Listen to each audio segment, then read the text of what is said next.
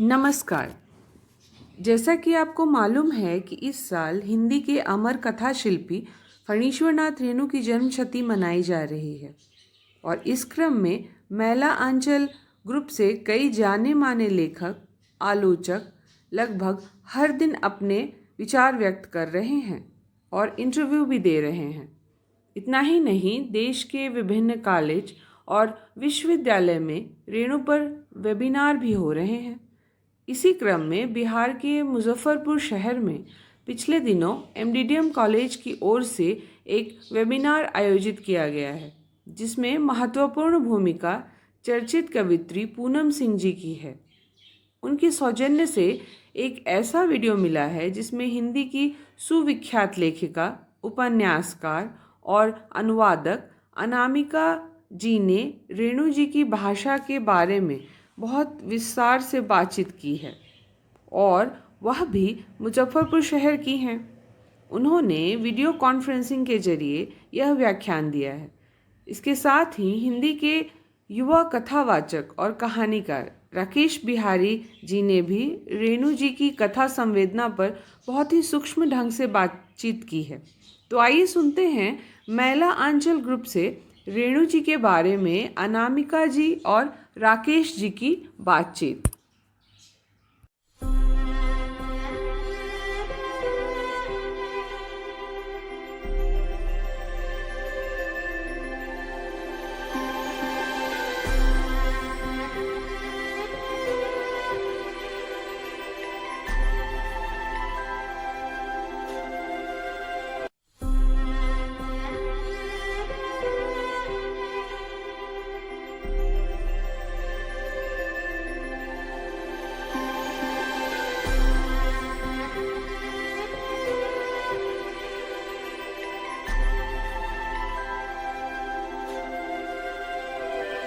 आएगा, ढोलक आएगा। तीसरी कसम में तो जो बैलगाड़ी है उसकी बल्ली पे ताल देकर हीरामन आपसे कई बार अभिमुख होता है। तो ये जो ताल की उपस्थिति है, तो एक व्यक्ति का एकाकीपन, स्त्री पात्रों की अनिवार्य उपस्थिति, पात्रों का वर्गीय उसकी वर्गीय पृष्ठभूमि, लोक और ताल की उपस्थिति, मुझे लगता है ये 5 घटक हैं जिन 5 घटकों के बीच रेणु के का संवेदना पक्ष हमारे सामने उपस्थित होता है। मैं जब उस अकेले व्यक्ति की बात कर रहा था, तो यह जो अकेला व्यक्ति, एक व्यक्ति की जो संवेदना है, वो कैसे पूरे समूह की संवेदना में बदल जाती है। मुझे लगता है कि रेणु का जो संवेदना पक्ष है, उसके लिए अगर एक वाक्य में कुछ कहना हो तो यही बात हो सकती है कि एक व्यक्ति की कथा के बहाने एक व्यक्ति की संवेदना को पूरे समूह और समाज की संवेदना में बदल देना ही रेणु की कहानियों का, खासकर उन कहानियों के संदर्भ में जब मैं बात करने जा रहा हूं, एक बड़ा उद्देश्य है। अब देखिए, परिवार में अकेली है बड़ी बहुरिया, कहानी संवदिया। एक कलाकार के रूप में उपेक्षित, लगभग मजदूर की तरह ट्रीट किया जा रहा सिरचन जो ठेस में है, विधुर है, परिवार में वह भी अकेला है। रसप्रिया का मृदंगिया जो प्रेम में किसी कारण असफल रहा, प्रेम में वह जो दे था मोहना की मां का, उसको नहीं दे पाया, अंततः अपने जीवन में वह भी अकेला है। मोहना की मां भी अकेली है। तीसरी कसम में जाहिर है हीरामन जो खुद पुनः एक विधुर है और अपनी जिंदगी में अकेला है। हाँ, उसके जीवन में एक भाभी जरूर है, लेकिन एक व्यक्ति के रूप में अपनी भावनाओं को लेकर, अपनी संवेदनाओं को लेकर वह भी अकेला है। हीराबाई भले अपने पेशे के कारण जो बहिर्जगत है उसके साथ बहुत ज्यादा उसका संवाद हो, लेकिन एक व्यक्ति के रूप में कहीं ना कहीं वह भी अकेली है। पंचलाइट जो ऊपर से एक पंचायती व्यवस्था के भीतर पंचलाइट यानी पेट्रोमैक्स के जलाने की कहानी की तरह हमारे सामने उपस्थित होता है, वहां गोधन, जैसा मैंने पहले भी कहा, प्रेम किए जाने के कारण जो मुनेरी से प्रेम करता है, उसके कारण जात से बहिष्कृत है, उसका हुक्का पानी बंद है। तो ये जो अकेले अकेले पात्र हैं, किस तरह जो समाज के साथ उनका इंटरैक्शन है, समाज के साथ उनकी जो अंतः क्रियाएं हैं, वो कैसे रेणु के साहित्य के संवेदना में एक बड़ी भूमिका अदा करते हैं, उसको भी हम देखेंगे। मैंने दूसरे घटक की बात की थी, स्त्री पात्र की उपस्थिति, निर्णायक उपस्थिति। एक चीज जो मोटे तौर पर दिखाई पड़ता है कि इन कहानियों में स्त्री पात्र हैं, लेकिन स्थान कम घेरती हैं। तीसरी कसम इतनी बड़ी कहानी है, बड़ा हिस्सा, उसका बहुत बड़ा हिस्सा हीरामन के मन को खोलने में जाता है। संबदिया जो भले एक बहुरिया, एक स्त्री के संवाद को लेकर जा रहा है हरगोविंद, लेकिन पूरी कहानी उस हरगोविंद के जो अंतर्द्वंद्व हैं उसको समझने में खर्च होती है कहानी। लेकिन जो मुझे महत्वपूर्ण बात यह कहनी है कि ये जो कहानियां हैं, भले ही स्थान के रूप में अपने स्त्री पात्र को कम स्थान दे रही हों, लेकिन उसका जो महत्व और प्रभाव है वह उन पुरुष पात्रों के लिए, न सिर्फ पुरुष पात्रों के लिए बल्कि पूरी कहानी के लिए बहुत ज्यादा महत्वपूर्ण है। इसे इस तरह समझें कि हम सब जिस लोकेल से आते हैं, तो हमने देखा होगा अपने परिवार में जो बड़ी बूढ़ियां होती हैं, घर की कुछ महत्वपूर्ण चाबियां उनके खूंट में, साड़ी के आंचल में बंधी होती। कुछ उसी तरह जो रेणु की कहानियों की चाबी है, रेणु अपने स्त्री पात्र के खूंट में बांध के रखते हैं। तो अब ठेस भले सिरचन की कहानी हो, लेकिन क्या बिना मझली बहू और चाची के वह ठेस कहानी बन पाती जिसने सिरचन को ठेस दी? संवदिया भले हरगोविंद के अंतर्द्वंद्व की कहानी हो, लेकिन क्या संवदिया इस तरह हमारे बीच कहानी की तरह उपस्थित हो सकती थी? नहीं। वैसे ही तीसरी कसम भले हीरामन के, कई बार कुछ लोग कहते हैं एक तरफा प्रेम की कहानी है, लेकिन वह तब तक नहीं होती जब तक हीराबाई वहां उपस्थित ना होती। ये तो स्त्री पात्रों की सदैव उपस्थिति की बात है। यदि हम इस तरह भी देखें कि रेणु की कहानी के जो पुरुष पात्र हैं, जैसे हरगोविंद है, मृदंगिया है,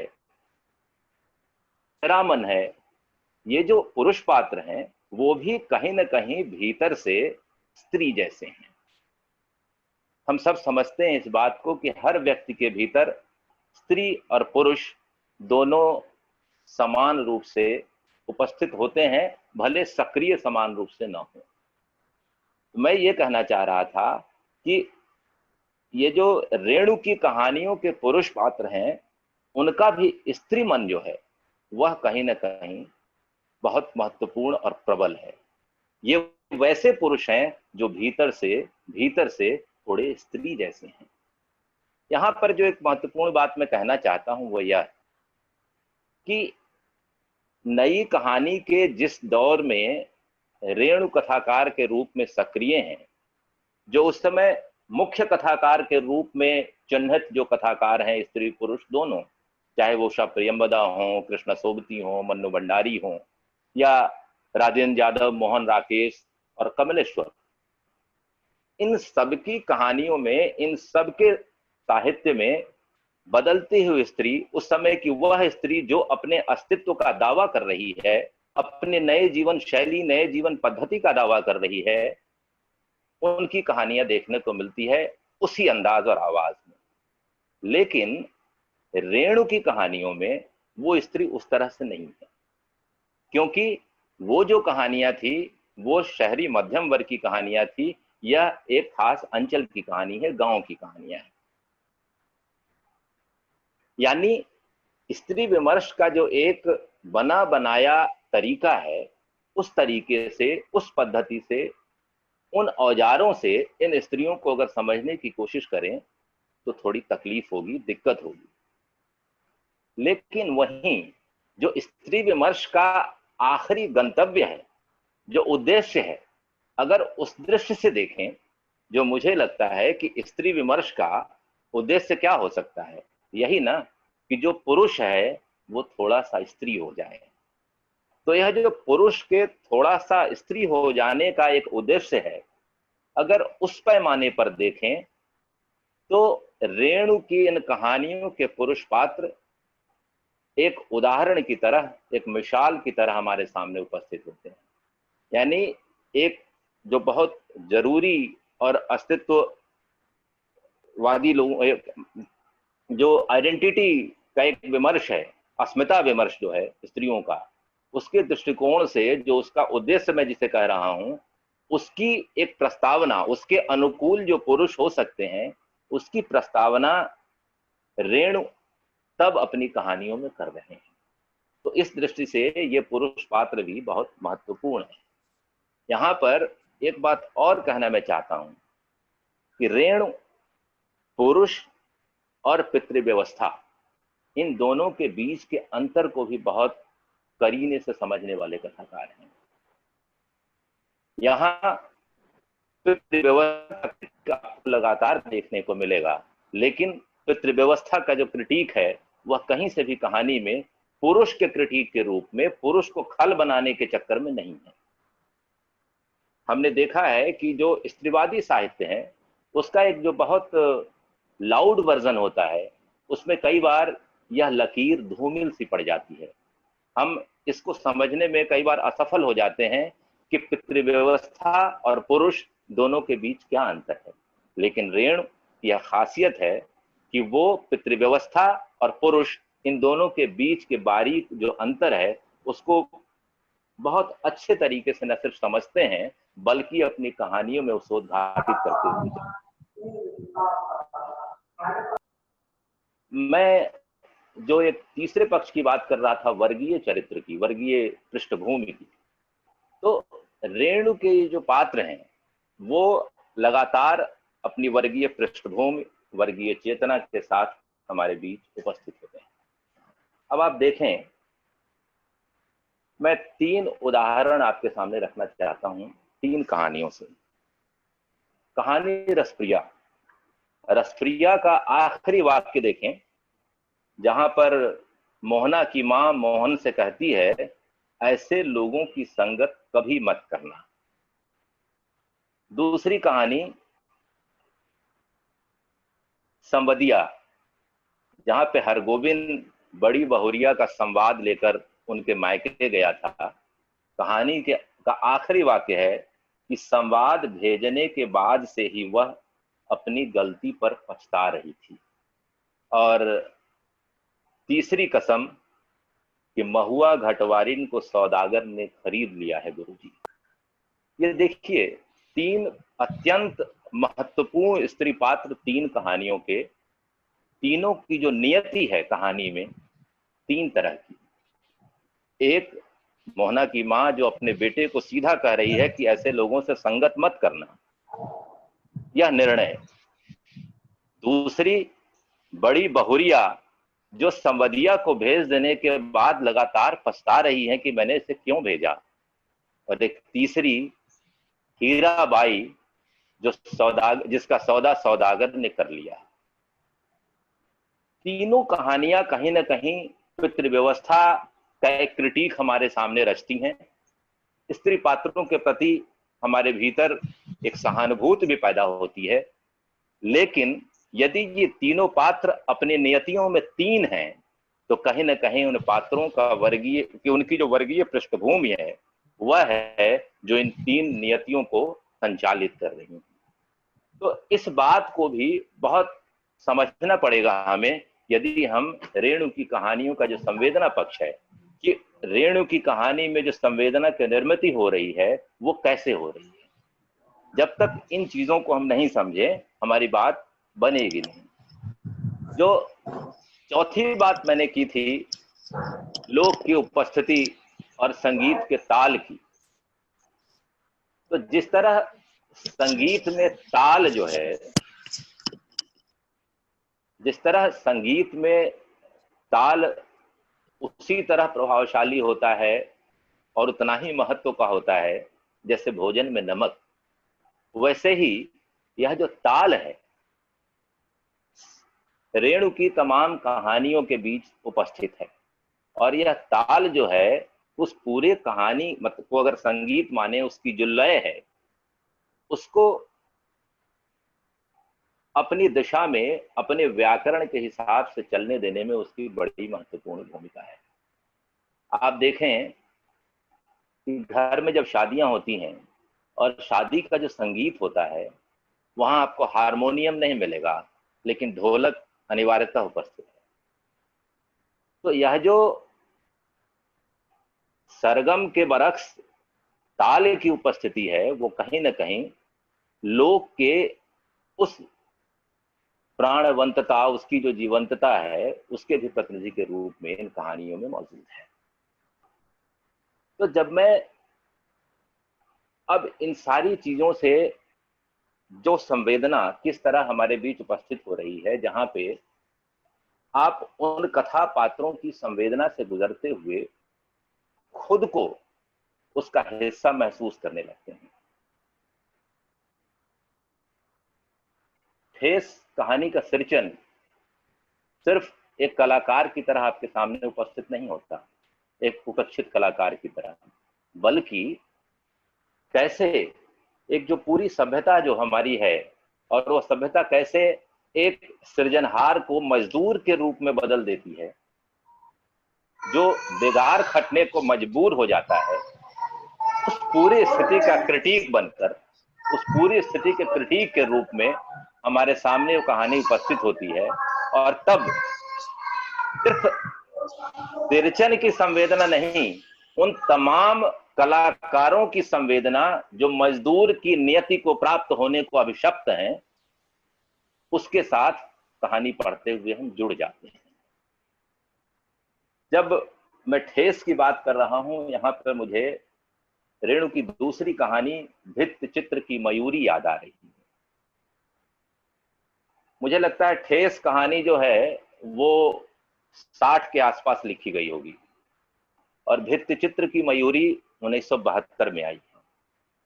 यह जो 12 वर्षों का फासला है, कैसे इन कहानियों के संवेदना के निर्माण में परिलक्षित होता है, उसको देखना पड़ेगा। ठेस में जहां सिरचन ठेस खाकर अंत, ठीक है वो अपने कलाकार को, तो जो कलाकार को स्वाभिमान है उसकी रक्षा तो कर लेता है, लेकिन अपनी कला के लिए बहुत कुछ नहीं कर पाता। वह उसका कलाकार मानू के लिए जरूर शीतल पार्टी लेके पहुंचता है, लेकिन ये जो पूरा कलाकारों का समुदाय है उसके प्रति आपके मन में संवेदना होगी, लेकिन वहां सिरचन उस पूरे समुदाय के लिए कुछ करने की स्थिति में नहीं। लेकिन भित्त चित्र की मयूरी में जब आए, वहां फुलमतिया, वहां जो फूलपत्तिया, फूल पत्ती जिसको बार बार कहा गया है, उस फूल पत्ती का जो प्रतिरोध है सनातन प्रसाद के समक्ष कि नहीं, मैं अपने गांव छोड़कर, अपना गांव छोड़कर शहर नहीं जाऊंगी, वो अंततः सनातन प्रसाद को इस बात के लिए विवश करता है कि गांव में ही एक स्कूल खोला जाए जो मधुबनी कला का प्रशिक्षण दिया करेगी, और उसके लिए दूसरे शहरों से, बड़े शहरों से चुने हुए लोग वहां प्रशिक्षण लेने को आएंगे। तो यह जो एक गैप है, या कहिए यह जो प्रस्थान है इस कहानी का, कैसे इसे रेणु के ही 10 वर्ष पहले लिखी गई कहानी से एक कितना बड़ा डिपार्चर है, जिसमें न सिर्फ समय का अंतर आप देखते हैं, बल्कि जो संवेदना का वह पक्ष जो एक व्यक्ति तक सीमित था, आप उसके क्रिटिक की तरह अगर समुदाय की दृष्टि से देखें तो उस पूरे समुदाय की संवेदना का जो क्षतिग्रस्त होना है, उस व्यवस्था के क्रिटिक की तरह उपस्थित हुआ। इस भित्त चित्र की मयूरी तक आते आते आपके सामने उसका एक मजबूत विपक्ष बनकर भी उपस्थित हो जाता है। मुझे लगता है समय भी मैंने लगभग अपना ले लिया है। मैं अपनी बात को इस तरह से अब लगभग निष्कर्ष की तरह ले चलता हूं कि रेणु अपनी कहानियों में हमारे लिए अपनी संवेदनाओं को बुनते हुए, अपने पात्रों की संवेदनाओं को बुनते हुए इस तरह उपस्थित होते हैं कि उन पात्रों की संवेदना उस पूरे समूह की संवेदना के रूप में, जिस व्यक्ति समूह, जिस सामाजिक समूह का वह प्रतिनिधि है, इस तरह उपस्थित होता है कि वह अपने हर पाठक की संवेदना में भी बदल जाने का सामर्थ्य रखता है। यानी अगर आप एक स्त्री हैं और कहानी को पढ़ रहे हैं, एक पुरुष हैं, आप उस कहानी को पढ़ रहे हैं, एक दलित है उस कहानी को पढ़ रहे हैं, एक सवर्ण है उस कहानी को पढ़ रहे हैं, लेकिन आप अपने उस नियति से, सवर्ण होने की नियति से, स्त्री होने की नियति से, पुरुष होने की नियति से, उन नियतियों से बाहर आकर, यानी आप एक तरह से, आपका विवर्गीकरण होता है, आप अपने वर्ग को भूलकर आप खुद विवर्गीकृत होकर उस जिस पात्र की बात आप कर रहे थे, जिस पात्र को आप पढ़ रहे थे, वह पात्र जिस समूह को बिलोंग करता है, उस समूह की संवेदना के साथ उसी स्तर पर आप जुड़ जाते हैं। यह रेणु की बहुत बड़ी खासियत है। मुझे लगता है कि इस दिशा में भी हमें रेणु पर बात करने की जरूरत है। आपने मुझे समय दिया इस महत्वपूर्ण वेबिनार का हिस्सा बनने के लिए और मुझे धैर्य से सुना, इसके लिए मैं आप सबका बहुत आभारी हूं। और अब भाषा पक्ष पर निश्चित तौर पर हम अनामिका जी को सुनने के उत्सुक हैं और मैं अब माइक पूनम जी को दे रहा हूं कि वो आए और कार्यक्रम को आगे बढ़ाएं।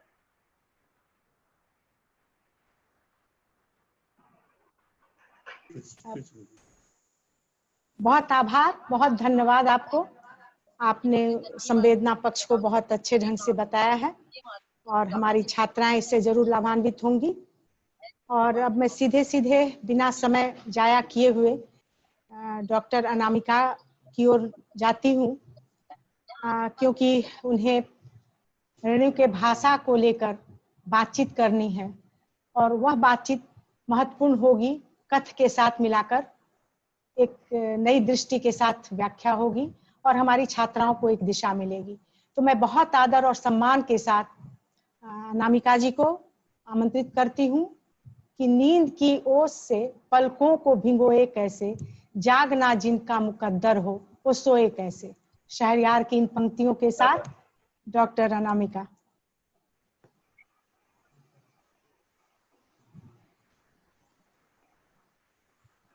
जुड़ी कि नहीं अनामिका जी?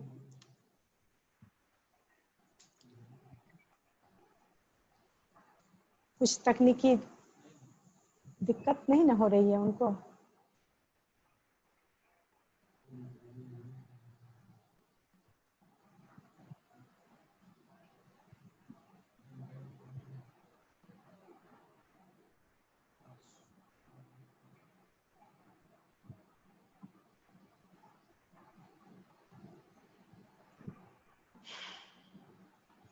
हेलो। हाँ नमस्कार, आइए भाई। आवाज आ रही है? हाँ हाँ आ रही है। ठीक है। बहुत अच्छी बातें की राकेश जी, आपको बहुत धन्यवाद। और वाइस चांसलर साहब, प्रिंसिपल सुप्रिया जी और हेलो।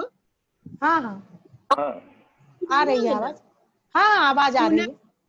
बहुत धन्यवाद इतनी अच्छी संगोष्ठी के लिए। और राकेश जी ने तो मन हरा कर दिया। अब इन्हीं की बात आगे बढ़ाती हुई मैं कुछ बातें रखना चाहूंगी आपके सामने। और ये सबसे पहले मुझे ये याद करने का मन कर रहा है पूनम जी कि गांधी के सहयोग आंदोलन के 1 साल बाद ये जन्मे थे और जयप्रकाश आंदोलन के 1 साल बाद इन्होंने दुनिया दी।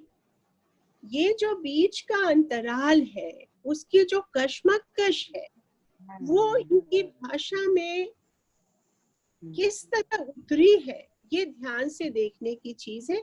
और जैसे कि राकेश जी ने भी कहा और मैं भी लगातार ये सोचती रही कि चूंकि इन्होंने गांधी और लोहिया को ही नहीं, उस समय के सारे राजनीतिक समानांतर आंदोलनों को करीब से देखा था। जितनी भी जन क्रांतियां थी, वो नेपाल की हो या अपने ही बिहार की, उससे आंखें में ही उनके साथ खड़े रहे और तो और उन्होंने जो सोनपुर में समर स्कूल ऑफ पॉलिटिक्स चलाते थे जयप्रकाश नारायण, उसकी बाद क्लास कक्षा इन्होंने। तो इनके जो आंचलिक उपन्यास है वो अंग्रेजी में जो हॉलीडे नॉवेल्स की परंपरा है उससे बहुत ही अलग है। अंग्रेजी में जो हॉलीडे नॉवेल्स रीजनल नॉवेल होते हैं, आंचलिक उपन्यास होते हैं, खासकर आप अपना और अनामिका जी आप अपना वीडियो ऑन कीजिए। वो कैसे होगा? कैसे होगा? अच्छा देखती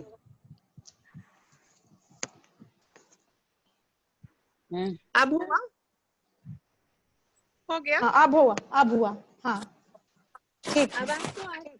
हाँ हाँ हाँ हाँ ये कहते कि वो जो आंचलिक अंग्रेजी में लिखे गए हैं और अमेरिका और इंग्लैंड में जो उपन्यास लिखे जाते हैं उनसे इनका वर्ग चरित्र कैसे अलग है, ये मैं थोड़ी याद दिला दूं, क्योंकि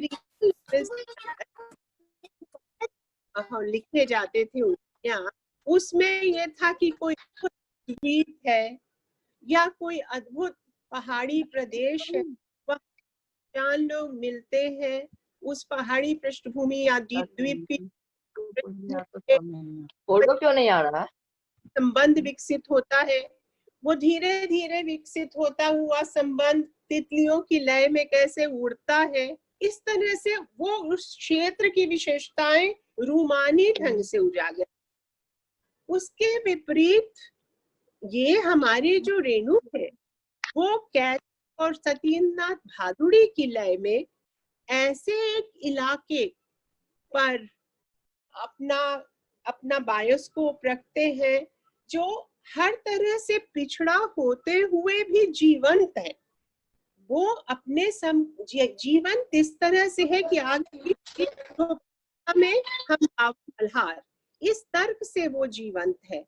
चाहे उसके जीवन में आजादी, उस पूरे पिछड़े क्षेत्र में आजादी जो है एक राजनीतिक नारे के रूप में तो आ गई है। चवनिया पार्टी मेंबर्स है, समाजवादी पार्टी के भी मेंबर्स है, बहुत तरह के लोग हैं, मगर आर्थिक और सामाजिक उलझने या उसका कुहासा हटाने वाला सूरज भगवान बन के वो आजादी उस क्षेत्र में अभी उगी नहीं है, वो कुहासा कटा नहीं है। बावजूद इसके, जैसे उस समय के अपने समकालीनों के यहाँ उनके देखेंगे तो अंधेरे बंद कमरों का पूरा साहित्य है, वो अस्तित्ववादी संत्रास, वो उस तरह का अकेलापन जो एब्सर्डिस्ट नाटकों में होता है जिसमें आदमी मुंह लटक सिंह हो जाता है। मैं हमेशा कहती हूँ कि जो अगर बेकेट के पात्रों को उठाएं या उसके प्रभाव में जो समानांतर कहानी और नई कहानी में पात्र उठाए गए, उनकी बात वहे तो वो अंधेरे बंद कमरों की घुटन थी। लेकिन यहाँ बावजूद इसके कि हमारे पास खाने कपड़े की भी दिक्कत है, एक खास तरह की मस्तानापन है और एक खास तरह की भाषिक व्यंजना है, जो कि मुझे लगता है कि मनोवैज्ञानिक युद्ध जो भी कोई होता है, वर्गों के बीच हो या जातियों के बीच हो या अस्मिताओं की किसी भी तरह से, उसमें जो औजार लेता है कोई भी मनुष्य या कोई भी जो टोली या कोई भी समुदाय, वो भाषा के पेचों से ही लेता है। तो ये जो अस्मिता की लड़ाई है, जिसके बारे में उनको अभी ठीक से पता भी नहीं है, उनका राजनीतिक प्रशिक्षण हो गया हो ऐसी बात नहीं। बालदेव बाबा हो या चिथरिया पीर हो या कोई भी हो, हजार तरह के वहाँ चल रहे हो आंदोलन, संथालों का आंदोलन हो या जैसे भी हो, डॉक्टर बाबू अपने ढंग से जागृति कर रहे हो उस क्षेत्र में, लेकिन जनमानस के में उसकी बहुत ही मध्यम आहट है। मध्यम आहट के बावजूद उनको ये लग रहा है कि कुछ हो रहा है, और उनकी भाषा की जीवंतता ये इस बात का प्रमाण है कि उनके भाषिक अवचेतन में एक तरह की उस तरह की का अग्रकथन है जो आगे आने वाली जनचेतना में मुकुलित होगा। तो मार्मिक आख्यान लिए हैं एक पिछड़े क्षेत्र के, और उसमें उनके वाक्य, उपवाक्य, अध्याधार नावक के तीरों की तरह से चुस्ती फुर्ती से चलते हैं वो। और जैसा कि और जितनी भी उनकी कहावतें हैं, हमेशा आप देखेंगे बीच बीच में हर वाक्य के कभी कभी है, नेमा का कोई गाना है, कभी कहीं से कुछ ना कुछ, तुलसी बाबा है या नौटंकी का कोई नाम है, कोई है, उसका जो प्रज्ञा पक्ष होता है, लोक का जो प्रज्ञा कोश, उसको झमकने, अब एक शब्द है हमारी तरफ का झमकाना, तो जिसके पास कम गहने होते हैं वो भी झमकाता है। और जो भाषा के गहने, भाषा के अवचेतन में जो नागमणियां होती हैं, मैं इसको गालियों को भी या इस तरह की जो कहावतें होती हैं उनको भी, ये एक खास तरह की नागमणि होती है जो भाषा के अवचेतन में अंधेरे हैं। यहाँ अंधेरे बंद कमरे का अंधेरा नहीं है, भाषा के अवचेतन में जो अंधेरा है, जो गर्भ के भीतर का अंधेरा होता है। देखिए, एक अंधेरा होता है कब्र के बीच, कब्र के भीतर का, और एक अंधेरा होता है गर्भ के भीतर का। तो गर्भ के भीतर का अंधेरा बहुत प्रभाव, मतलब उसमें कुछ होने की संभावना है, वो एक सृष्टि के आद्या पक्ष का वो अंधेरा है, इसलिए वो बहुत सर्जनात्मक अंधेरा है।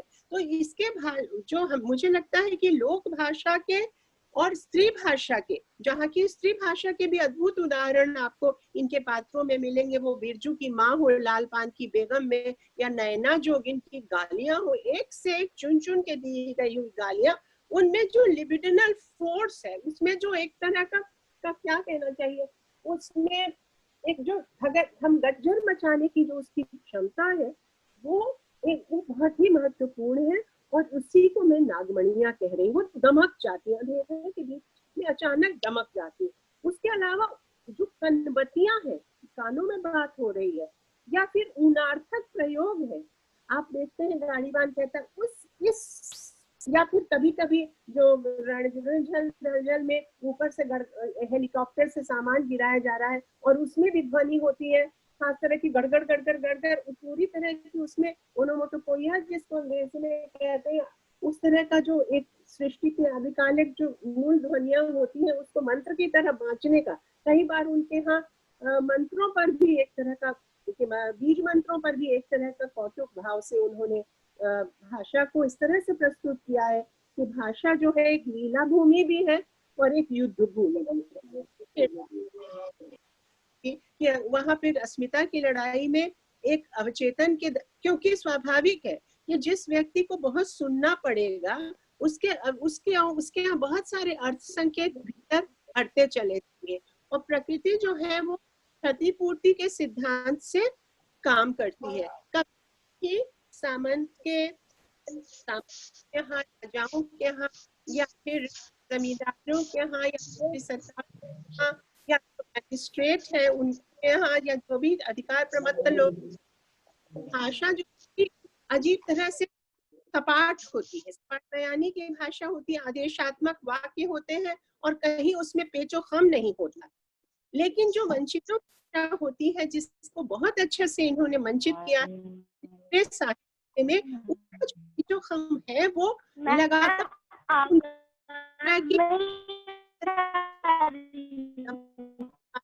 उभरने वाली भाषा के रूप में सामने है। उसके बाद हम अगर बात करते हैं उनके समकालीन लेखकों की, जैसे और राकेश जी ने भी बात की उनके समकालीनों की, तो मैं ये नहीं कहती कि उनकी संवेदना का धरातल अलग, वो कम था, वो कम संवेदनशील थे, लेकिन ये जाहिर सी बात है कि उनकी आंख उन लोगों पे, उन वंचितों पे नहीं थी उस तरह से जैसी कि उससे वो आत्मीय संवाद साध सके।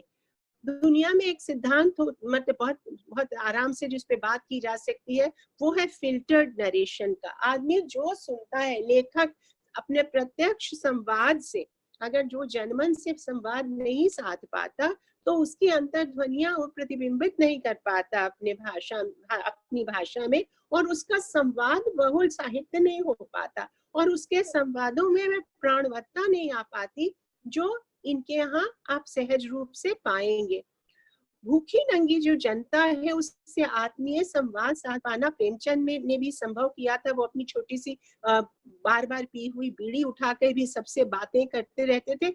और इनके यहाँ तो कथा की एक रूढ़ी ही है कि लेखक जो है वो गाड़ीवान के साथ बात कर रहा है, पहले बहुत दिन बाद शहर से गांव गया है, गांव का हालचाल पूछता है और उसके बाद उससे फिर कहानी सुनता है गांव की इतने दिनों की, और उनमें संवाद के भीतर संवाद बहुत सारे पर है। तत्सम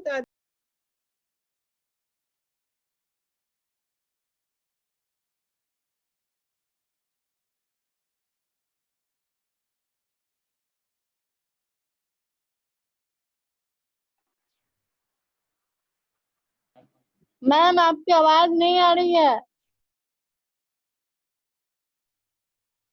मैम हेलो हेलो, आवाज नहीं आ रही?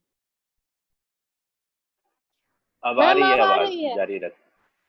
अच्छा, तो वहां पर उसके बाद जैसे समाजवादी दर्शन में होता है ना कि सारे हमारी हिंदी की तो चूंकि स्वाधीनता संग्राम की भाषा थी हिंदी और आधुनिकता के गर्भ से निकली थी हिंदी, तो इसके स्वभाव में जनतांत्रिक संस्कार थे। ये एक पंक्ति पे बिठाती है जनतांत्रिक इसका चरित्र चूंकि है, इसलिए तत्सम तद्भव देशज विदेशज को समाजवादी संस्कारों के अनुसार एक पंगत पे वो बिठा देती है। भाषा, हमारी भाषा में हमारी हिंदी की एक ताकत है और हिंदी की जो जनतांत्रिक चेतना है मुझे लगता है कि सबसे ज्यादा इनके यहाँ व्यक्त हुई है।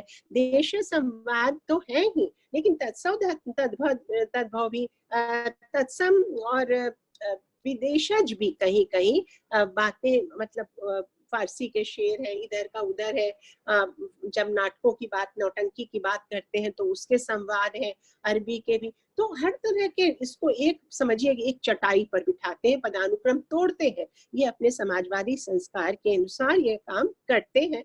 और जो ये बात जिसको कहते हैं हमारी बज्जिका में भाषा का लस, जो माँ के दूध में एक लस होता है, वही मातृभाषा में लस होता है। इसको रस से ज्यादा लस, जिसमें लस्सा निकलता है, वो वाला लस। तो दूध में जो लस होता है वो सामान्य रस से अलग होता है। तो ऐसा लस पैदा करना अपने संवादों में आत्मीय बातचीत के बाद ही संभव होता है। और ये आत्मीय बातचीत संभव कर उन्हीं लोगों के बीच रहते हुए ही इस तरह की आत्मीयता संभव की जा सकती है।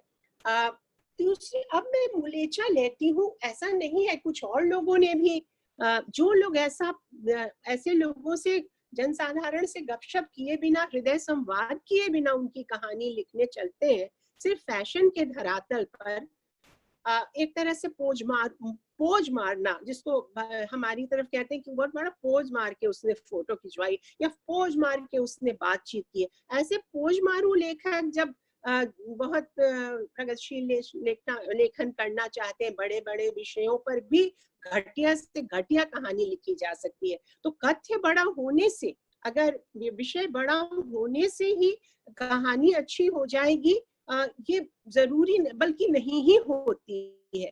जब तक संवेदना जो है उसका विकास संवाद के धरातल पर एकदम हृदय संवाद नहीं साथ लेता है, जनमन से जिसकी कहानी साथ, तो हमारे यहाँ आप देखेंगे कि हमेशा ही लगातार गपशप में ये बात उद्घाटित होती है। जब वो गाड़ीवान से पूछते हैं या वैद्य जी के बारे में पूछते हैं या पड़ोसियों से बात करते हैं गांव के बारे में, या अब उनके हमेशा एक आवाजाही, जैसे शेक्सपियर के नाटकों में हमेशा एक माइनर पात्र होता है, गौण पात्र होता है जिससे नाटक शुरू होता है, उसी से देश समाज का हालचाल मिलता है। तो ग्रीक नाटकों में ऐसा काम कोरस करते हैं। कोरस जो होते हैं, जिसको समूह गान कहते हैं, उसमें लोग प्रज्ञा सामने आ जाती है। हमारे इनके हरेणों के यहाँ भी ऐसा ही होता है। कुछ गौण पात्र हैं जो पृष्ठभूमि में बजते रहे, उन मृदंगिया के ढोल की तरह और रसप्रिया की तान की तरह बजते रहते हैं। तो हाँ, ये जो बैकग्राउंड म्यूजिक है, जिसको लीविस म्यूजिक ऑफ आइडियाज कहते हैं, ये जो पीछे बजता रहता है अंतर संगीत, उसमें नौ के सभी रस उजागर होते हैं। ये नीरस जीवन नहीं है, बावजूद सारे अभावों के, क्योंकि भाव का संबंध अभाव से है। आप अक्सर देखिए कि चाहे आपके पास कुछ भी ना हो, साधन विपन्नता हो, लेकिन अगर आपके पास आपने अच्छा सा जीवन दिया है, कभी किसी का कुछ छीना नहीं है, कभी किसी को सताया नहीं है, तो आपकी भाषा में एक बड़ा सूफियाना मस्तानापन आ ही जाता है। और आप देखेंगे कि जीवन के रस भी 9 रसों का उद्रेक होता है। आप देखेंगे कहीं भी इनका जीवन नीरस नहीं है। वो ढिबरी के प्रकाश में भी है। दाम्पत्य जीवन का ही एक दाम्पत्य का उदाहरण मैं लेती हूँ। दाम्पत्य में तो 9 रस होते हैं, है ना, 9 रसों का समाहार होता है। वो एक बड़े स्पेक्ट्रम पर फैला होता है, एक बड़े इसमें होता है, और पूरा जीवन की एक तपस्या करा देने वाला एक भाव है, महाभाव है दाम्पत्य, जिसमें मुझे लगता है कि 9 रस कभी न कभी आदमी झेल लेता है। तो वो, लेकिन इसमें उसका भी माधुर्य बरकरार रखना, जैसे होरी और धनिया के संबंध में दाम्पत्य का माधुर्य दिखता है, उसी तरह आप देखेंगे कि इनके यहाँ भी लाल पान की बेगम में भी। और उसके बाद एक कहानी है अगिन खोर, जो कि एक ऐसे दंपति की कहानी है जिसका मन इधर उधर डोलता रहता है। पत्नी उसकी समझती है कि इसका मन डोलता है, मगर फिर भी वो कुछ खास वो ऐसे उसको लेती है जैसे कि किसी के बच्चे की नाक से पोटा गिर रहा हो तो पोंछ दो आंचल से, कोई उतना बहुत ज्यादा उस पर तूल नहीं देती। तो इस तरह का ये जो दाम्पत्य का एक महाभाव है, वो जो सारे अभावों के बीच पलने वाले संबंध हैं, वो हमारे यहाँ उसमें दिखाई दे जाते हैं इनके यहाँ। उसके अलावा ले धनादन, पत्नी और पति दोनों ले धनादन दे धनादन भाव में बात करते हैं, कोई किसी से दबता नहीं। खेलत, यही मैं कहती हूँ कि युद्ध भूमि के अलावा भाषा जो है एक लीला भूमि बन के भी उभरती है। और इसमें खेलत में को काको गुसैया, खेलने में कोई किसी का मालिक नहीं होता। तो जैसे अब शहराती जो उपन्यासकार है या कहानी लेखक है, वहां दो लोगों के बीच अगर थोड़ी भी तनातनी होती है तो बहुत बातचीत बंद हो जाती है, संवाद का स्कोप ही नहीं रहता। तुम ईर गांव तो हम पीर गांव, पीठ फेर के चले जाते हैं। लेकिन यहाँ पे इसरार है और बोलती है नायिकाएं, बोलती ही चली जाती है और उसके बाद उसको खत्म भी करती है बात बोल के। आप देखते हैं कि बोलने देना ये कितनी बड़ी बात है। बोलने से प्राणों में प्राण लौटते हैं, ये एक बहुत ही जरूरी बात है। और बोलने में भी कहाँ कहाँ के लोग बोलते हैं, और बोलने में भी कहाँ कहाँ की आर्टें होती हैं। आप कचहरी की बोली आप सुनना हो तो आप रेणु के यहाँ जाएं, बाजार भाव की बोली मोल भाव सुनना हो तो रेणु के यहाँ जाएं, बस स्टॉप की बोली सुननी है तो चले जाएं, रेलवे स्टेशन की बोली सुननी है तो चले जाएं उनके यहाँ। इन सभी उसके बाद चवनिया मेंबर बनना जाना है, पार्टी दफ्तर, चरखा सेंटर, हेल्थ सेंटर, सब जगह की जो भाषा है वो अलग अलग तरह से कैसे आ गई है इनके यहाँ। ये एक बहुत ही सजग कान, खरहा कान जिसके होंगे, और खरहा कान किसके होंगे? खरहों की आप जानते हैं खरहों का उपयोग पनडुब्बियों के रूप में होता था, पनडुब्बियों में राडार के रूप में होता था। खरहे इतने उनका कान संवेदनशील होते हैं, संवेदना की बात राकेश ने की कि जब उनको पनडुब्बियों में डाल के नीचे पानी के तलछट में भेजा जाता था और ऊपर से दुश्मन क्या अगर जहाज गुजरता था तो उसके कान खड़े हो जाते थे, उससे पता चल जाता था कि हाँ कुछ गड़बड़ है। तो इसी तरह से जो लेखक बड़ा होता है उसका थीम बड़ा तो होता ही है, थीम के अलावा उसकी भाषा का राडार जो है वो इस तरह की सारी अनुभूजें खरहा कानों से चुन। और ध्यान से कौन सुनता है? ध्यान से सुनना प्रेम की पहली निशानी है। जब आप किसी से प्रेम करते हैं तो आपका पूरा ही वजूद आंख में तब्दील हो जाता है, आपके रोम रोम में आंखें हो जाती हैं और आपके रोम रोम में कान भी हो जाते हैं। तो दुनिया के जो वंचित जन हैं, जो परेशान हाल लोग हैं, जिनके यहाँ आजादी अपने सही अर्थ में आर्थिक और सामाजिक आजादी के रूप में नहीं पहुंची, एक क्षीण राजनीतिक नारे के रूप में ही पहुंची है, उनके जीवन जगत की अंतर्ध्वनियों पर कान लगाना, कान पाथना जिसको कहते हैं मुजफ्फरपुर की बोली में, कान पाथ के सुनना, ये बहुत इतना बड़ा ट्रिब्यूट नहीं हो सकता। वो बात बनाने वाले, पोज मार के लिखने वाले जो लोग होते हैं, उनमें ये वैभव कभी नहीं आता, ये भाषिक वैभव उनमें नहीं छन के आता उनके फिल्टर्ड नरेशन में। उनके यहाँ हमेशा होता है कि बात बड़ी बड़ी होती है और बदबनुआ होके रह जाती, ये मुझे लगता है। और जीवन में रस का, बावजूद इसके कि संघर्ष है, बावजूद इसके कि परेशानियां हैं, जीवन का रस नहीं सींचा, जीवन की अंतर्ध्वनियां, जीवन का संगीत, अंतर संगीत नहीं सींचा, ये मुझे लगता है बहुत बड़ी बात है। इसको आपने, मैं इस तरह से इसको देखूंगी कि कैसे बोलने देना अपने पत्रों को, भरछक बोलने देना कितनी बड़ी बात है। स्त्रियां हो या दलित हो या नाटक के नाटक मंडलियां जो बिखर रही हैं वहां के कलाकार हो, मठ जो बिखर रहे हैं वहां के लोग हो, या फिर कहीं दुनिया पहलवान का अखाड़ा में बजती हुई पहलवान की ढोलक हो, या जहां भी साइट्स तो इतने अलग अलग है और इतने रोचक हो। जीवन, गरीब आदमी के जीवन में नीरसता नहीं होती, ये इतनी बात है। ये गर्वीली गरीबी जिसको मतिबत कहते थे, उसका एक बहुत ही उजागर पक्ष है कि कितनी भी दुख हो जाए वो लोकगीत गाएगा, कितनी भी तकलीफ हो जाए वो आग लगी हमारी झुपड़िया में हम गावे मल्हार वाले भाव में रहेगा।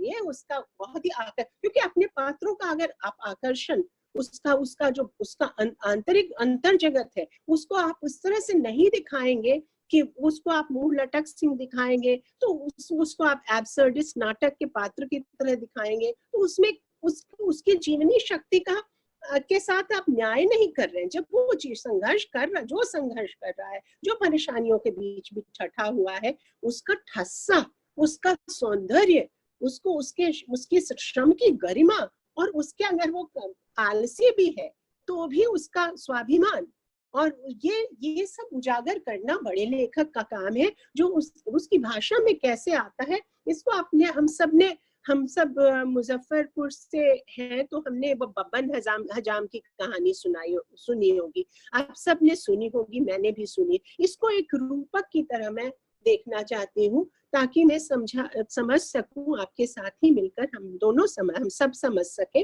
कि क्या होता है, एक बड़ा लेखक भाषा का व्यवहार कैसे करता है। बब्बन हजाम कहानी आप अगर याद दिला दो थोड़े में, तो उसमें एक ऐसे राजा की कहानी है जिसको सींगे उग जाती है। अब उसका कोई और न जाने, दाई से जैसे पेट नहीं छुपता, मतलब हजाम से कैसे सींग छुप सकती है। तो वो जब हजामत मनाने जाता है राजा की, तो उसको तो पता चल जाता है, बाल काटने जाता है तो उसके बाद राजा उसको धमकाता है। ये सेंसरशिप का आदिकालिक उदाहरण मुझे लगता है। तो कि अब ये तुम बाहर बोले, अगर ये बात तुम बाहर बोले ना, तो यही सींगे तुम्हें घुसेड़ दूंगा तुम्हारे पेट में। वो डर जाता है बेचारा। अब वो बब्बन हजाम कहता है कि बाहर को मैं क्या ही बोलूं, लेकिन उसका पेट फूलने लगता है कि बिना इतना बड़ा रहस्य और मैं बोल नहीं पा रहा किसी को। वो जंगल में जाता है, जंगल में जाकर वो किस पेड़ों को बोल देता है, बड़े बड़े 2 सखुआ के पेड़ हैं उनको, या किसी पेड़ है, वो उनको कहता है प्रकृति के संग कि हे भाई, ऐसे राजा के तो 2 सींग है, इतनी बड़ी बात, ये तो कभी भी कुछ छेड़ देगा, तो जानवर है कि आदमी नहीं लगता, कैसे हमारा राजा हुआ। जाके बोल देता है। वो सिर हिला के दोनों पेड़ सुन लेते हैं और कुछ बोलते नहीं। उसका पेट पिचक जाता है, वो घर आ जाता है। अब प्रकृति कैसे प्रतिशोध लेती है, उस समय तो वो नहीं बोलते पेड़, लेकिन उन्हीं पेड़ों को काट कर तबला डुग्गी बनाया जाता है। तब अभी राकेश बात कर रहे थे ना कहानियों पे, तो मुझे ये बात अचानक याद आ गई। तो तबला डुग्गी बनता है। तबला डुग्गी जैसे जहाज वो आता है दरबार में बजने के लिए, तो तबला जो होता है वो बोलता है राजा के धादा दिंदा धादा दिंदा धादिन दिंदा दादिन दिंदा, राजा के 3 छीन, राजा के सिंचाई, राजा के सिंचाई, राजा के सिंचाई। अब ये राज उजागर हो गया, तो उसको नटखट भोलेपन से उसकी डुग्गी पूछती है, किंग कहा, किंग कहा, किंग कहा, किंग कहा। तो ढोलक फिर कहता है बब्बन हजाम कहा, बब्बन हजाम का, कह के राज फाश हो जाता है। तो ये जो मुझे लगता है कि कलाकार की उंगलियां यही कहती हैं। ये जो जितनी भी राज्य सत्ता है या कोई भी जो सत्ता है जो आपका दमन कर रही है किसी तरह से और सत्य को दबा रही है, कलाकार की उंगलियां तबले पर या ढोलक पर या रसपिरिया पर चलती हुई वो सत्य उजागर कर देती है और डरती नहीं है। तो इसी तरह से ये जो कलम है अच्छे लेखक की, उसकी जो भाषा में उनका जो सुना हुआ जो अंतर, जो बाहर जगत से और अंतर जगत से जो नाद उन्होंने ग्रहण किए हैं, उनसे उसको वो दोबारा जब सामने लाते हैं फिल्टर करके, छान के, तो उसमें वो उसकी अनुभूज बची रह जाती है। और यही मुझे लगता है कि इस बड़े कलाकार की बड़ी ताकत होती है। यहाँ तो और अगर आज उसके सबवर्शन को हटाने के लिए आप देखते हैं अंग्रेजी शब्द आते हैं और उसको जैसे गांव में महिलाएं थूर थूर के, जैसे ये कैसे धान कूटा जाता है ना, धुरमुस से कूट कूट के अंग्रेजी शब्द का कुछ मजाक बना दिया गया है। जैसे कि कम्युनिस्ट काम नाशी हो जाते हैं, जैसे कि रेस्ट हो जाता है। और इसमें बहुत सुंदर ढंग से मजाक, एक तरह का ह्यूमर, एक तरह का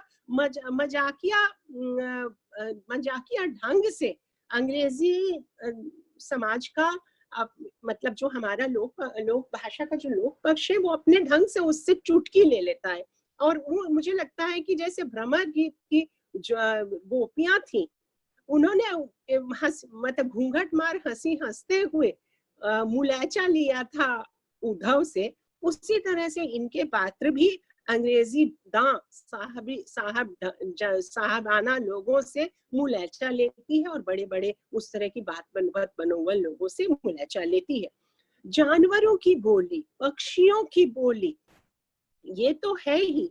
उसके बाद अंत में मैं आपको बताना चाहती हूँ, एक उदाहरण मैं देना चाहती हूँ। अज्ञेय और निर्मल वर्मा जैसे जो आधुनिकतावादी लेखक हैं, उनके प्रतिपक्ष में तो क्या ही कहूँ, लेकिन हाँ, उनके सम्मुख एक अलग तरह का दृष्टिकोण रखते हुए कैसे हमारे समाजवादी लेखक रेणु आते हैं, इसका उदाहरण एक बहुत सुंदर मुझे ऋणजल धनजल में मिला। ये प्रसंग है भूमि दर्शन शीर्षक से 5 निबंध उसमें आते हैं।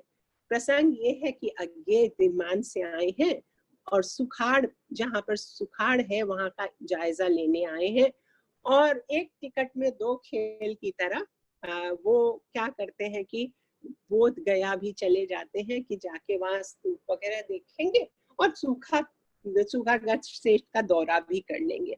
अब लगातार इसमें जो उनके पास आते हैं वो रहने थोड़ी देर उनके मेहमान हैं, तो जो दिक्कत भ्रमर गीत की स्त्रियों को, गोपिकाओं को हूट करने में, मतलब उद्धव को हूट करने में या उनकी टिली करने में जो दुविधा हुई होगी, वही दुविधा जो रेणु को होती है अपने अतिथि की टिली करने में। तो वो ये जो अंतर्द्वंद बहुत सुंदर ढंग से वो खिन्न है कि यहाँ पर इतना ये है, अभी घूमना क्या है, गया में क्या करना है, एक टिकट में 2 खेल क्यों कर, तो उधर वो एक टिकट में 2 खेल कर रहे हैं बेटा अज्ञेय जी। तो इधर ये क्या करते हैं कि एक तीर से 2 शिकार करते हैं। एक तरफ तो बहुत सम्मान का प्रदर्शन करते हैं जैसे भ्रमर गीत में नायिकाएं करती हैं, या मार्क एंटनी, अगर शेक्सपियर का नाटक जूलियस सीजर आपको याद हो, तो वो हर बात में कहता है उसको जिसके विपक्ष में जाना है, कैसियो और ब्रूचस के, उसमें भाषण जो होता है, सामने जूलियस सीजर की लाश पड़ी है और वो बार बार कहता है and Brutus is an honourable man. वो जिसकी आलोचना करनी है उसको दबे जबान उसका मतलब उसकी प्रशस्ति भी कर रहे हैं। तो ये और बहुत मीठी मीठी महीन सी मार लगातार आपको बजती दिखाई देगी भूमि दर्शन में। और अंत में एक जो बहुत बड़ा प्रसंग है जिसको मैं पढ़ के सुनाना चाहती हूँ, वो है कि वो लोग सूखाग्रस्त क्षेत्र में से गुजर रहे हैं। तो एक सूखी पीली युवती माता चिथड़े में लिपटे शिशि की ओर दिखलाकर अपनी बहन से कहती है, ये अकलवा के छापी उतरवा दे। वो लोग फोटो खींच रहे हैं और कहते अकाल और सूखा। फिर ये रेणु कहते हैं, मैं जन्मे बच्चों के सही नाम अकालू और सुखाड़ी नहीं तो क्या होंगे। फिर बात होती है स्त्रियों की जो गाड़ी को घेर कर, अभी भी आप गांव में जाएंगे तो गाड़ी घेर के ऐसे ही स्त्रियां और बच्चे खड़े हो जाते हैं कि जैसे क्या अजूबा आया, शायद खाना लेके आए होंगे। 7 दिन के उसके बाद आपस में बात करते हैं, ये जब कहते हैं, आगे इशारा करते हैं कि मुझे रिकॉर्डिंग करनी है तो आप इनसे बात करती रही। अब उनको तो आती नहीं है लोक भाषा, तो उनसे संवाद वो साधेंगे कैसे? तो रेणु को इसीलिए लिया जाता है कि वो एक ही उसी धरातल पर उतरकर उनकी आत्मीयता से संवाद कर सकते हैं इन लोगों से। तो वो उनको मगही नहीं आती है, मगध प्रदेश की बात हो रही है, लेकिन फिर भी रेणु लिखते हैं कि मुझे मगही तो आती नहीं है, लेकिन इससे क्या है, मुझे जो भाषा आती है उसमें मैं कोई भी लोक भाषा किसी भी तरह से बोल सकता हूँ, क्योंकि भाषा जो होती है शब्द विस्तार में नहीं होती। भाषा जो होती है वो आदमी के भीतर भाव क्या है सामने वाले के लिए, वो इशारे भी आप देखते हैं, इशारों में भी बात हो सकती है ना। आपको याद होगा बिरजू की जो बहन है, जब बड़बड़ा रही है उसकी माता लालपान की बेगम कि उसका पति जो है गाड़ी लाने गया है, नहीं लौट के आया, तो झोटा, वो कहते हैं मोली की झोटे के ओट से देखा उसने, चंपिया ने, कि माँ इधर उधर देख रही है और भाई जो है उसका मन है शकरकंद खाने का, तो वो चुपचाप क्या करती है, आंख बचा के फेंक देती है। अब वो जिस तरह से झोटे के ओट से देखती है अपनी माँ को, या इसने राकेश जी ने कहानी का जिक्र किया पंचलाइट में, वो जो लड़की है जो मनही, जिसको देख के वो सिनेमा का गाना गाता है और सिनेमा के गाने के अपराध में उसको जाति बहिष्कृत कर दिया जाता है, वो जिस तरह से गौरवान्वित होकर देखती है, पेट्रोमैक्स जला लेता है वो लड़का, तो दोनों की आंखें जब मिलती हैं, वो जो मौन संभाषण होता है उसकी भाषा भी अनूठी है। उसके अलावा लेकिन वो भाव की भाषा है जो हो रही है, बिना शब्दों के भी हो रही है। वैखरी के पहले जो पश्यंती वाला भर्तृहरि ने कहा है कि पश्यंती वाला जो भाव जब उतरता है तो उसके शब्दों में जाने के पहले वो जिस तरह से उच्छल भाव संवेग, जिसको प्राक भाषा कहते हैं, उसमें उदित होते हैं, वो भी पकड़ते हैं रेणु। तो वो कहते हैं, तो खैर मिला के रेणु आगे कह रहे हैं रेणु से कि भाई तुम बात करो, हम तो बात नहीं कर सकते, इसलिए ही नहीं कर सकते कि हमको लोक भाषा नहीं आती, और इसलिए भी नहीं कह सकते हम उतने उस तरह से उनसे घुल मिल के बतियाने वाला हमारा व्यक्तित्व तो नहीं है। तो उसके बाद वो अंग्रेजी बोलते हैं, keep on talking, keep on talking. उसके बाद वो आपस में बोल रही है 7 दिन, ये रेणु बात कर रहे हैं वहां की औरतों के साथ, 7 दिन के लड़कोरिया के एक खेसारी के थाटा दूध वे ना होई है। तुरंत उसने सुखाड़ में बच्चे को जन्म दिया है। उसके बाद फिर कहते हैं, यायावर अपने कैमरे के व्यू फाइंडर में देखते हुए कहते हैं, कीप ऑन टॉकिंग। उसके बाद होता है बातचीत शुरू होती है। अब ये देखिए कितनी मार्मिक बातचीत है। वो कहते हैं, भात खैला कतेक दिन भेलो। इस सवाल पर सभी हंस पड़ी। एक बोली, हे आसीने में भात खा लिए। उनार्थक की अंतर्ध्वनि की अनंत गूंज, ये है जो मतलब कितनी हास्यास्पद बात। ये एक जो पद है उसका अर्थ जो है दिगंत में गूंज जाता है। आपके भीतर जो दिगंत है वो एकदम से उसकी गूंज उसमें हमेशा के लिए भर जाती है।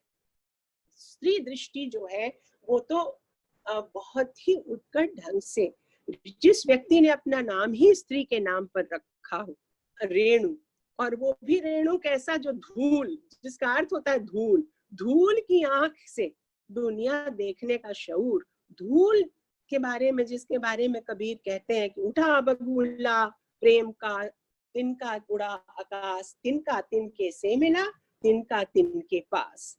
और अकबर इलाहाबादी कहते हैं कि गाजी मियाँ भी आजकल गांधी के साथ है, एक मुश्त खाक है मगर गांधी के साथ है। तो जो एक मुश्त खाक होकर जीवन जगत का यथार्थ और वंचित जनों के आसपास का अंतरंग और सरस जो जीवन होता है, उनके जीवन में प्रकृति चूंकि न्याय करती है एक हद तक और क्षतिपूर्ति के सिद्धांत से चलती है, तो सब भाव का अभाव से नाता चूंकि बनता है, तो भाषिक वैभव जो होता है वो संघर्ष करने वाले लोगों के बीच ही होता है। और जिसको इरेगरी कहती है, push and Joy of language, वो उच्छल विस्तार भाषा का, वो रेणु में अद्भुत ढंग से सामने आता है। अगर मैं एक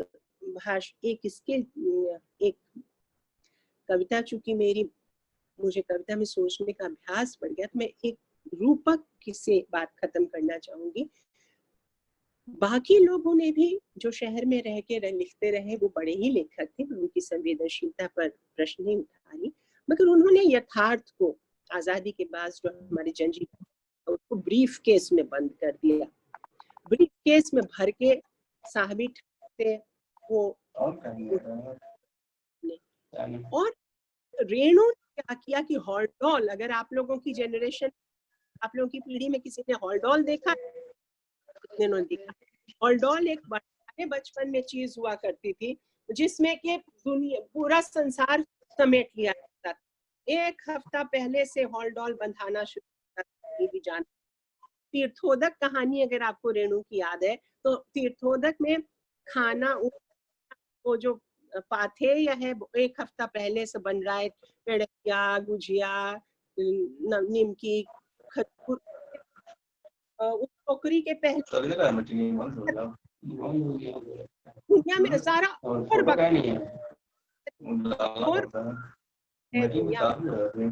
और में और जो अखोर है वो अखोर बखोर नहीं है, वो जो है दुनिया का अपार अकूत वैभव है, जिसको मिला के दुनिया हमारी अनंत होती है। तो हॉलडॉल में पूरा जनजीवन का यथार्थ अच्छे से ब्रीफ से बांध के, तो हॉलडॉल अपने ब्रीफ केस में यथार्थ लेके नहीं चलती। और श्रम सिद्ध व्यक्ति की चाल, अगर आप किसी कुली की चाल देखेंगे, जब वो हॉलडॉल लेके चलता है, तो उसमें एक अलग बांकपन होता है, उसमें एक अलग ठाठ होता है जो श्रम की गरिमा से आता है। तो मुझे लगता है कि इनकी भाषा में भी, हालांकि पूरा सार मैक्रो लेवल का, माइक्रो लेवल का बहुत सुंदर ढंग से संभालते हुए चलते हैं, हॉलडॉल लेते हुए चलते हैं, मगर इस कुली भाषा में भी क्या चाल में उनके ठनकार है, क्या वैभव है, ये हमारे अंदर तक वो जो कहते हैं, रात दिन गर्दिश में हो, साथ है साथ आसमां, हो रहेगा कुछ न कुछ घबराए क्या, ये जो गालिब कहते हैं, वो अंतर चेतना में लोग के हमेशा ये बचती रहती आश्वस्ति, हो रहेगा कुछ न कुछ घबराए का। और यही जो है उनकी भाषा को इस तरह का वैभव देता है और इनकी संघर्ष चेतना को अजब सा उजास देता है। और कभी भी जो एलियनेशन और दूसरी तरह के बड़े बड़े भाव कहलाए गए मॉडर्निस्ट लिटरेचर में या अस्तित्ववादी साहित्य में आए हैं, वो फटकते भी नहीं है। आप कभी भी उदास मन हो, उदासी की बात से और अकेलेपन की बात से हमारे राकेश जी ने अपनी बात शुरू की, लेकिन हम उन्हीं की बात को आगे बढ़ाते हुए कहना चाहेंगे कि एक पेड़ के नीचे बैठ जाइए और एक समुदाय में बैठ जाइए, सारा अकेलापन छू मंतर हो जाता है। ऐसे लोगों से बात कर लीजिए जिनके जीवन में संघर्ष है, अभाव है, तो सारा तनाव और सारी घुटन छू मंतर हो जाती है और संघर्ष की प्राणिक ऊर्जा जग जाती है। बहुत धन्यवाद।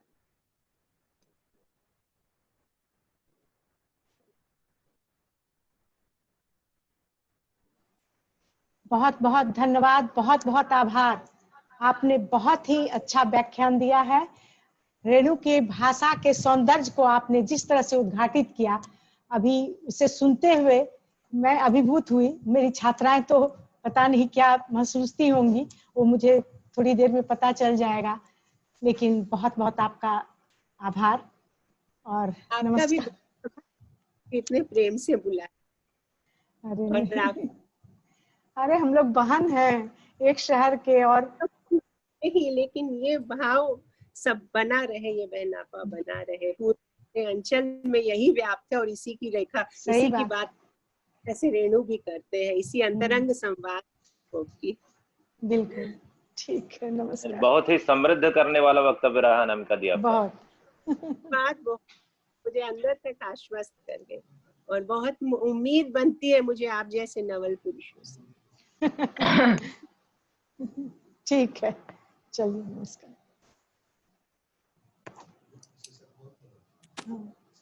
समाप्त हो गया। अब हम लोग इसको बंद कर दे दिए। अब एक छोटी सी औपचारिकता है अपने प्रतिभागियों के लिए कि हमारा यह अंतर्राष्ट्रीय वेबिनार बहुत अच्छी तरह संपन्न हुआ। कोई तकनीकी असुविधा नहीं हुई जिसकी मुझे बहुत चिंता थी, और आप लोगों ने बहुत अच्छे ढंग से इसमें भाग लिया। मुझे उम्मीद है कि आज के इस दोनों सत्रों से आप लोगों को निश्चित रूप से बहुत समृद्धि मिली होगी, और हिंदी विभाग ने अपना छोटा सा एक प्रयास किया और कुलपति जी आए इसमें। तो सबसे पहले तो मैं कुलपति जी का आभार व्यक्त करना चाहूंगी कि अगर वो आशीर्वाद नहीं दिए होते इस वेबिनार को तो हम इस ढंग से अपना मनोबल ऊंचा रखकर इसे इस तरह से घटित होते नहीं देख सकते थे। और हमारी कनुप्रिया प्राचार्य, हम डॉक्टर कनुप्रिया, उनका भी बहुत बहुत धन्यवाद, बहुत बहुत आभार अपने विभाग की ओर से कि उन्होंने, उनकी परिकल्पना थी, उन्होंने कहा कि आप इसे कीजिए और मैंने इसे स्वीकारा। तो यह एक मिला जुला हम लोगों का प्रयास था। पूरे महाविद्यालय की प्राध्यापिकाएं इसमें काफी मन से जुड़ी, इसके लिए भी उनका आभार मैं व्यक्त करना चाहती हूँ। और दूर दराज से जितने भी प्रतिभागी इसमें आए उन सब का बहुत बहुत धन्यवाद, अपनी छात्र और छात्राओं का विशेष रूप से धन्यवाद।